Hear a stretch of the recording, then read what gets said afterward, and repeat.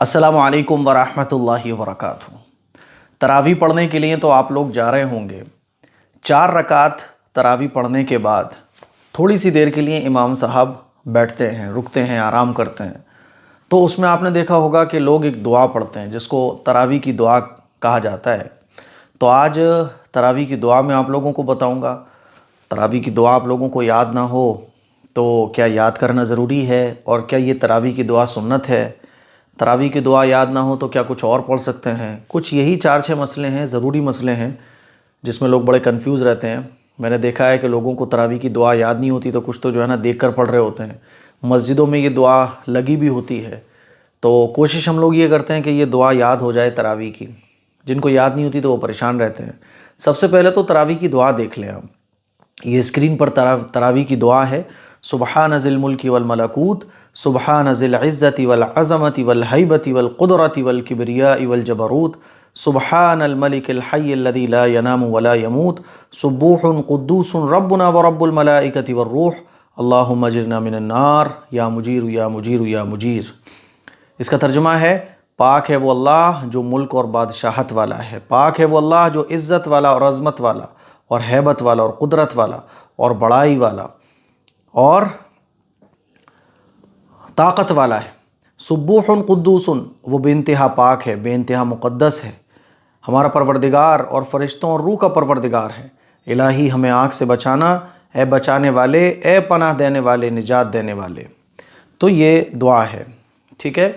ये तरावी की दुआ है, लेकिन ये याद रख लें कि ये सुन्नत नहीं है ना। ऐसा नहीं है कि 4 रकात के बाद सहाबा इस दुआ को पढ़ा करते हों, ऐसा नहीं है। 4 रकात के बाद जो थोड़ी सी देर हम लोग तरावी में बैठते हैं ना, तो उसको कहा जाता है तरवीहा, यानी थोड़ा सा आराम करते हैं।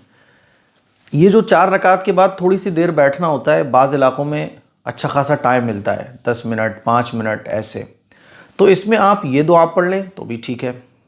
इसके अलावा कुछ और अगर आप पढ़ लें तो ये भी दुरुस्त है। मान लीजिए आप तस्बीह पढ़ लें, आप अल्लाह का ज़िक्र कर लें, आप दुरूद शरीफ पढ़ लें। कहीं ज़्यादा टाइम मिल रहा है, जैसे कि मक्के और मदीने में आप जाएंगे तो 4 रकात के बाद खूब टाइम मिलेगा आपको, तो आप कुरान मजीद की तिलावत भी कर सकते हैं। और टाइम मिल रहा है खूब तो आप नफल नमाज भी पढ़ सकते हैं, इसमें क़ज़ा उम्री भी पढ़ सकते हैं। और कुछ नहीं पढ़ना तो खामोश भी बैठे रह सकते हैं, ठीक है। तो कोई ख़ास दुआ, कोई ख़ास अमल तरावी में 4 रकात के बाद जो बैठते हैं इसका नहीं है। ये जो दुआ है ये तो उलमा ने, जो फ़ुक़हा हैं, उन्होंने मुख्तलिफ़ रिवायात से, अहादीस मुबारका में जो अल्फाज आए हैं, तो बहुत सारी रिवायात से अल्फाज को जमा करके आम लोगों की सहूलत के लिए दुआ दी। तमाम अल्फाज को जमा किया और एक प्यारी सी खूबसूरत सी दुआ दे दी आम लोगों के लिए कि भाई 4 रकात के बाद जो थोड़ी सी देर बैठे हैं तो करें क्या, चलो ये दुआ पढ़ लो। तो अगर ये दुआ याद नहीं है तो परेशान होने की ज़रूरत नहीं है, ठीक है। ये दुआ कोई सुन्नत नहीं है, ये दुआ भी पढ़ सकते हैं और आप जो चाहें वो पढ़ सकते हैं। और कुछ ना पढ़ें, खामोश बैठे रहें, ये भी दुरुस्त है, ठीक है। बाज़ इलाक़ों में ये भी सुनने में आया कि तरावी की दुआ सब एक साथ पढ़ते हैं, तो ये गलत है। आहिस्ता से पढ़ी जाएगी और सब लोग अपने अपने एतबार से पढ़ेंगे। अच्छा, ख़वातीन के लिए भी यही मसला है बिल्कुल। तो मुझे उम्मीद है तरावी की दुआ के बारे में जो कन्फ्यूज़न है वो आपकी दूर हो गई होगी।